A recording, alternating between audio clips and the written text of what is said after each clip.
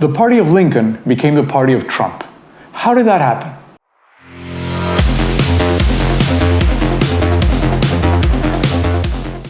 In 1854, there were two political parties in the United States, the Democrats and the Whigs. The country was expanding west, and at issue was whether slavery would be allowed in the newly established states. The Democratic Party was strongly supported in the South and advocated slavery in the new states. The Whigs couldn't agree among themselves, and the party imploded.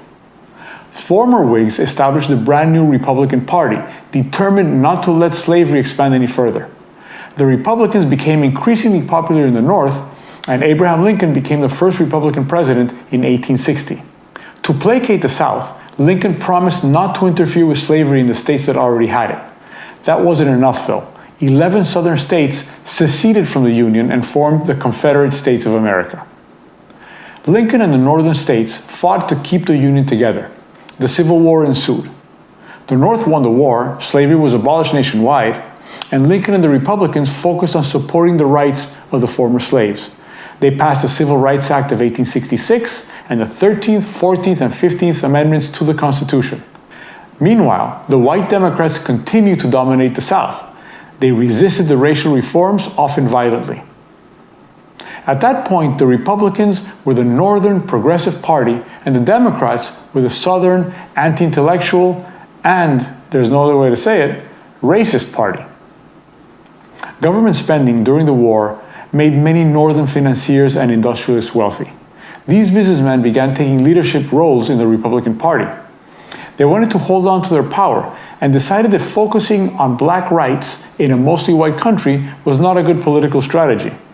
The party doubled down on its pro-business, small government stances, but gradually veered away from its progressive social values.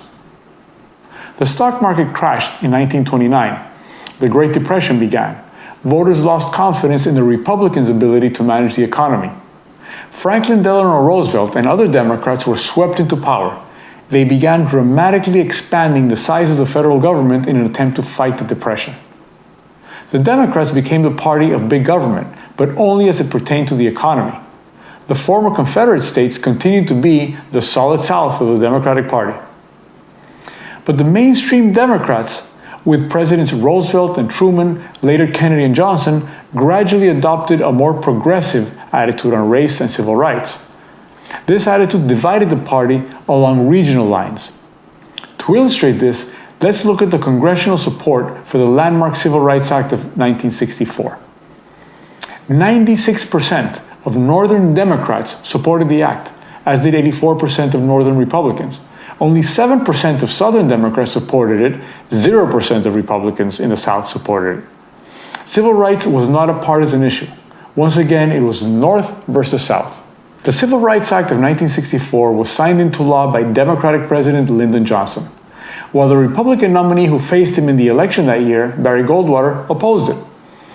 And here's where the massive switch happens. Black voters convert almost entirely to their new advocates, the Democrats. White Southern voters, realizing that big government now meant interference from the feds in areas like civil rights, abortion, and school prayer, abandoned the Democratic Party. Over the next 3 decades, the South became overwhelmingly Republican.